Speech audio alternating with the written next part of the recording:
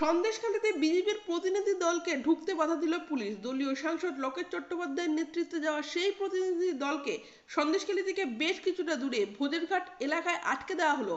বৃহস্পতিবার দলীয় নেতাকর্মীদের নিয়ে সন্দেশখালী যেতে গিয়ে পুলিশি বাধার মুখে পড়েছিলেন বিজেপির রাজ্য সভাপতি সুকান্ত মজুমদার।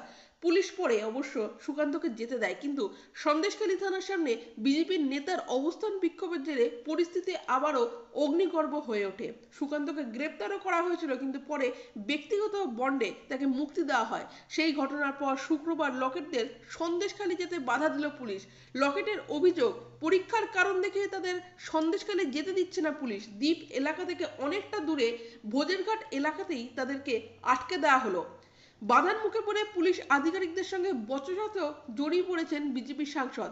পুলিশ আধিকারিকদের উদ্দেশ্যে তাকে বলতে শোনা যায়, একজন প্রতিনিধিকে আপনারা এভাবে বাধা দিতে পারেন না। লোকেটরা যে সময় বাধা পেলেন, ঘটনাচক্রে সেই সময় সন্দেশখালীতে গিয়েছে জাতীয় মানবাধিকার কমিশনের প্রতিনিধি দল। কমিশনের 6 সদস্য বাড়ি বাড়ি ঘুরে স্থানীয়দের সঙ্গে কথা বলছেন। তারা মূলত কথা বলছেন স্থানীয় মহিলাদের সঙ্গে। এসবের মধ্যেই নতুন করে উত্তপ্ত হয়ে উঠেছে সন্দেশখালীর কাছারি এলাকা। সেখানে শেখ শাহজাহানের এক অনুগামীর মাছের ভেড়ির আলাঘর পুড়িয়ে দিয়েছেন গ্রামবাসীরা।